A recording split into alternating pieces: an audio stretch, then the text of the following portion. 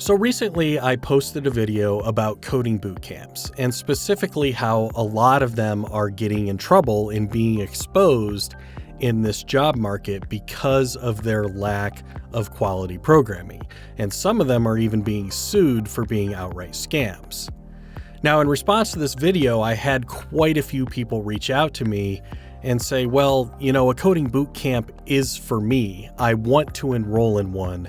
But how do I separate the quality boot camps from the scammy ones?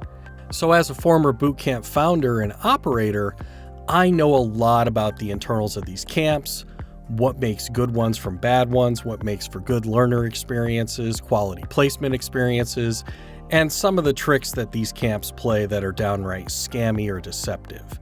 So stick with me, this is going to be a fairly long video, but if you're looking to spend over $10,000 on a learning experience, it is worth doing the research. I'm Eric Wise from Skill Foundry, where we teach people how to code the right way. Now, before we get into anything specific to a boot camp, you first need to determine whether a boot camp is right for you. And I can tell you from running my own camp, which was very selective, there are 3 features of you as a person that will make you successful in a coding boot camp. And the first is high drive. These are called boot camps for a reason. Full-time boot camps are exhausting. They require you to get up and put a lot of effort in every day, and you really do get burned out after 3 or 4 months. Are you the type of person who can handle that type of aggressive pacing? The second feature is high aptitude. Now, in my camp, we used to give out aptitude tests, and they were kind of a mashup between IQ tests and SAT math. And these were testing for programming meta skills like pattern recognition, logical deduction, the ability to read and follow instructions. All of these things can be trained. You can work on them and improve them. But if you don't go into the boot camp with a good base level in those meta skills, learning to code at that pace is going to be very difficult. You don't need to be a math wizard, you don't need to be a logical genius, but if you're below average in those skills, the pacing is going to destroy you. You should take a step back, develop those skills better before you enroll in a boot camp. And the last thing is high preparedness. Now, when we talk about preparedness, we're talking about exposure to computer and programming principles. Do you understand how file systems work? Have you even tried coding before? How far have you gotten? I recommend that you learn the fundamental syntax of a programming language before you start a coding boot camp. A lot of camps will say that they start from zero, and many of them do. But again, with the pacing, if you run into any hiccups in the fundamentals, it's going to put you behind the 8 ball and you are going to really struggle.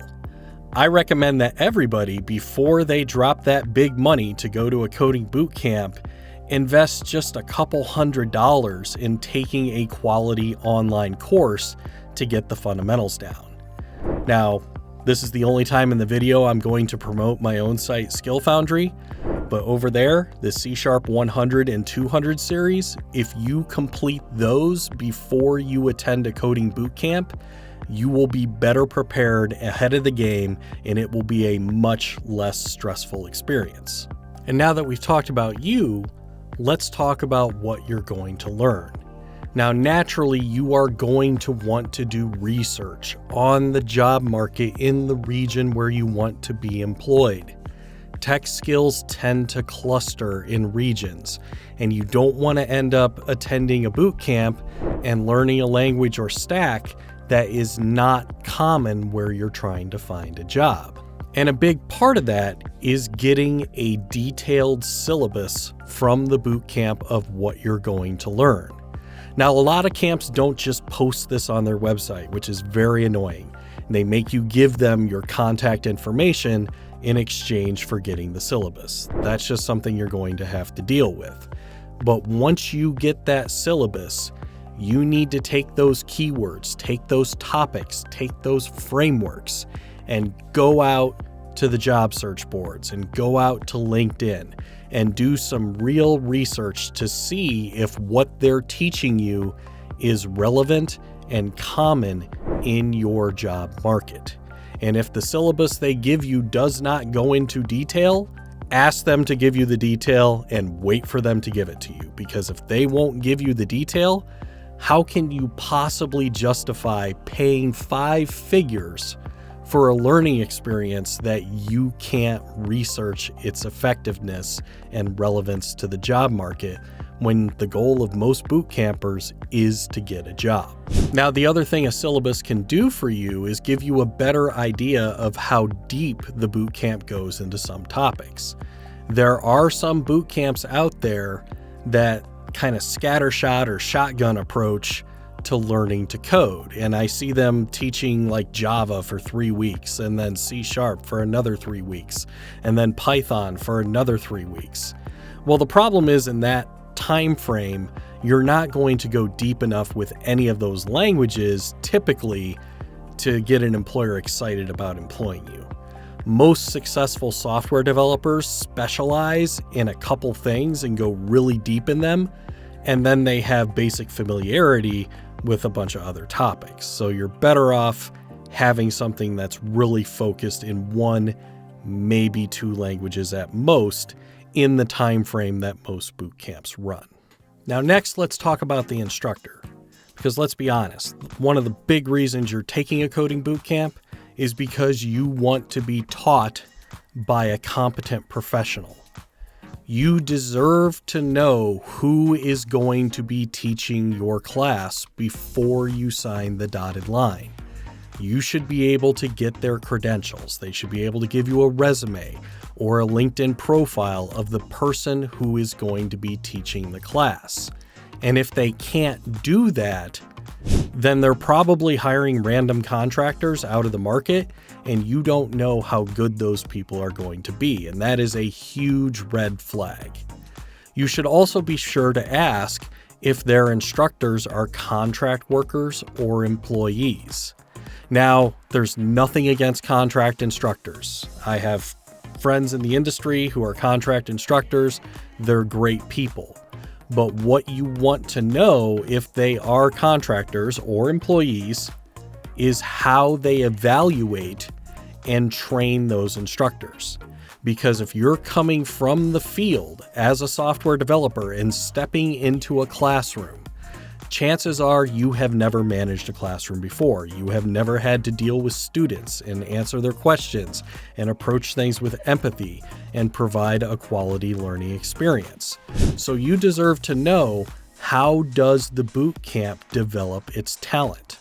I can tell you, when I was running a boot camp, nobody who was hired by me ever walked in and led a class. They always had to co-pilot or TA a class with another trained instructor.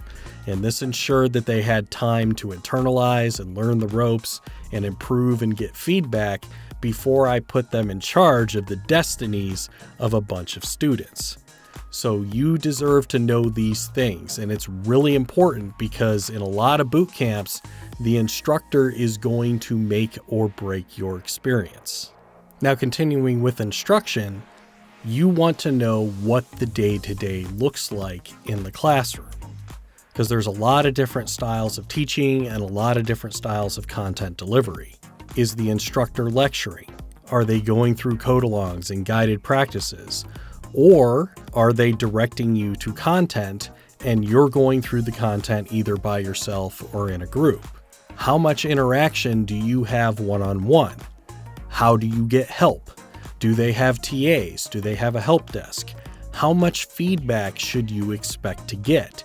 Do they do formal code reviews? What do you do when you have questions or problems? How is that feedback delivered to you?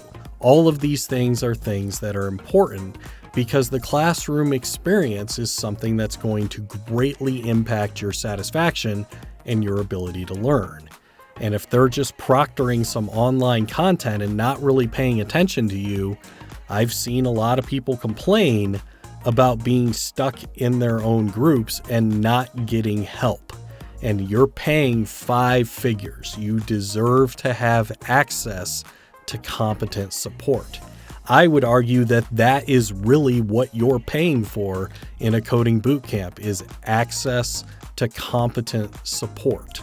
So if they're skimping on that or not delivering on it, that bootcamp probably isn't a good value for your money. And continuing with feedback, it's worth asking what the school does with poor performers. Do they refund them and remove them from the program? Do they let them fall back and take a future cohort when they're better prepared? Do they just shove them into a corner and hope that they just quit and ignore them? I've heard of all 3 of those things happening.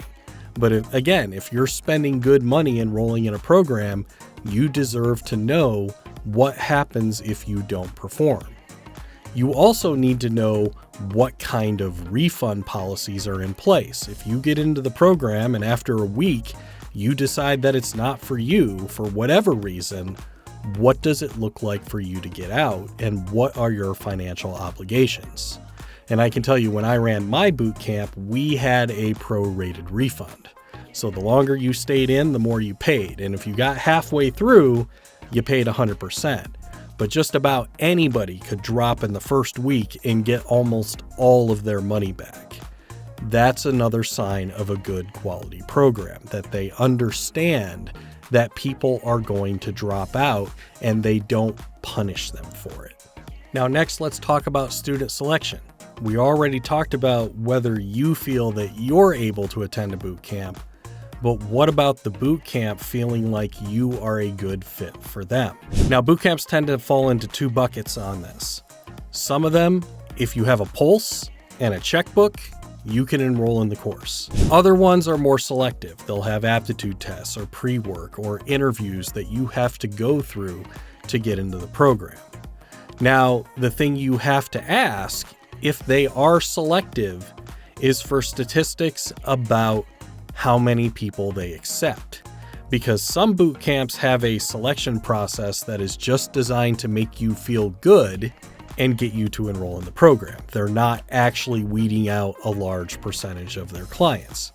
Again, when I was running a boot camp, more than half of our applicants were told, yeah, this isn't for you. We don't feel confident that you're going to be successful in this program, so we don't want your money. That is a sign of a really good coding boot camp. Now, I'm not saying that you can't have a quality experience in a boot camp that does not have a selection process, but you need to be more wary of those programs. And I'm going to get into some things around that, but the main reason is if you are prepared for a boot camp and your peers who are enrolled in the class are not, chances are they are going to slow down the learning experience and they are going to negatively impact the value that you get for your money. All of us have probably been to public or private school growing up, and you remember sitting in classrooms with a bunch of people who didn't get it or didn't care, and what impact that had on the pacing and ability of the class as a whole to move forward. And if you're paying this kind of money, that is not the experience that you signed up for. Now let's talk about outcomes, because this is where you have to be the most careful. This is where a lot of boot camps are getting sued by their former students because they have embellished. As people like to say, there are lies, damn lies, and statistics. So whenever boot camps publish outcomes or put fantastic claims on their site like, 95% placement rates, that's a sign that you need to dig into that. Do not just accept a bottom line number. You want to know things like, what is your graduation rate? If somebody doesn't graduate, do you include them in the placement rate? Because if people don't graduate and they take them out of the placement rate, that lowers the denominator, which increases the placement percentage. You also want to know, how do they define a placement? Are they hiring their own students? Some boot camps do. They hire their own students as TAs and then they mark them as placed. Does it matter what kind of job they get? Some boot camps include help desks and support roles and testing roles along with developer placements, which is true, it's a job, but it's misleading. So really digging into those placement rates and how they are calculated specifically is something that you need to do. Now, the problem is with these lawsuits, some of these boot camps have been lying about it. So what do you do about that? Well, first off, there is an organization called CIRR, CIRR.org. Now, to be a member of CIRR, you have to have your placement rates audited by an independent auditor. Now, the problem is the CIRR reporting window tends to be pretty wide. So if you go to their site today, we're in September, October of 2023, their reports are only published up through the end of last year. So in the current job market, you don't really have good data on what the most recent cohorts are doing. You're looking at older data. That's not necessarily a deal breaker, but just be aware of that. Now, the other thing you can do is head on over to LinkedIn, because a lot of bootcamp alumni will put their bootcamp experience on their LinkedIn profile. Go looking for people on LinkedIn who have that bootcamp in their profile as a student. Look at where they're working. Look at their title. Try to connect with them and have a conversation with them about their learning experience. And then, of course, check what they say against what the bootcamp enrollment is telling you. And speaking of outcomes, let's talk about career services. This varies widely across boot camps. You want to find out exactly what their career services looks like. It can be as little as, hey, we're going to teach you how to do a job search and help you with your resume, and then you're on your own, to having dedicated recruiters and job fairs and such that help introduce you to employees. And boot camps are typically going to fall somewhere in that spectrum. But one thing you do want to dig into is the logos and the types of employers on their website. Because a lot of times what will happen is they place one person at Facebook, and then Facebook goes on their website in their logos because they placed one person at Facebook. If there are employers on their website or in their career services that you're particularly interested in, you should ask, when was the last time they hired somebody?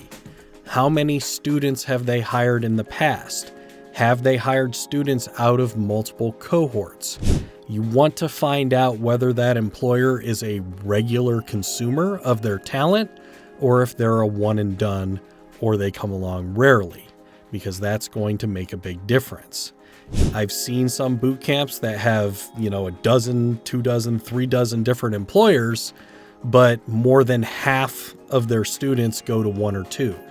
So again, it's accurate because students did get placed there, but it's not common that students get placed at a certain employer, and you deserve to know what that looks like if you're paying for career services as part of your boot camp. Now, let's say everything is checking out so far. The next thing you need to look at is the student agreement. What kind of contracts and agreements do you have to sign to enroll in the program? Now, there's one thing I'm going to point out here. There is a contract clause called an NDA, non-disclosure agreement. There's also another clause called a non-disparagement agreement.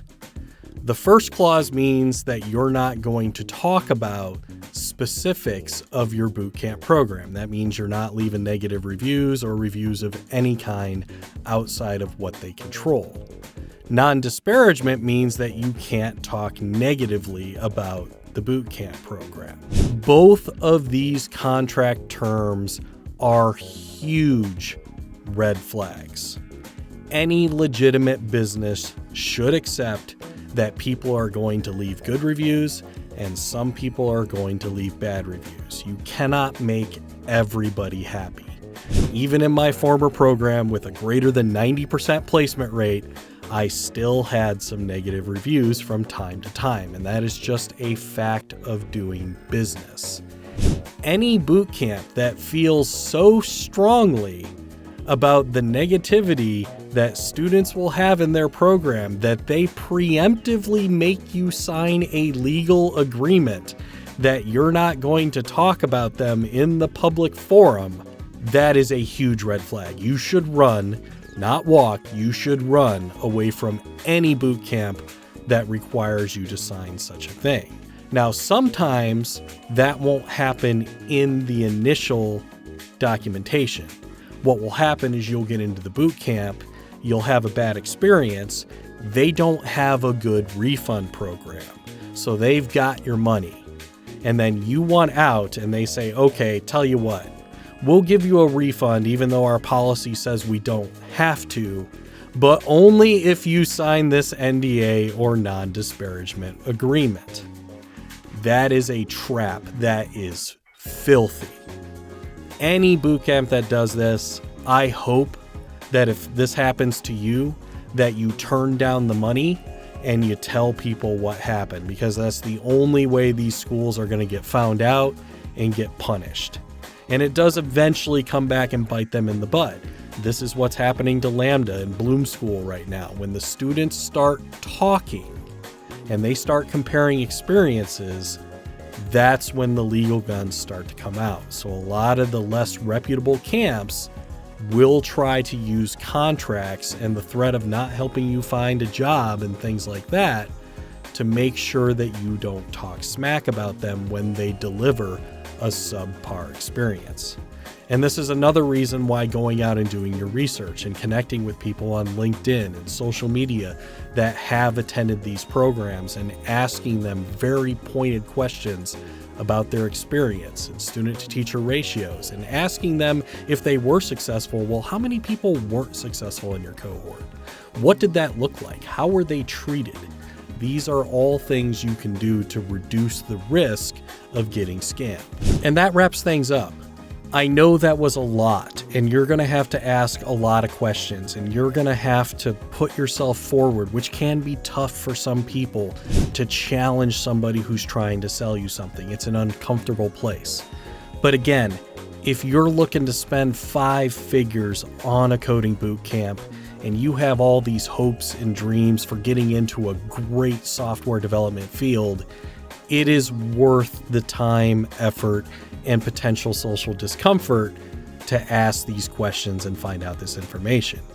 If you do, you will be much less likely to be scammed, and I hope no matter what path you decide to take, that you become a happy coder.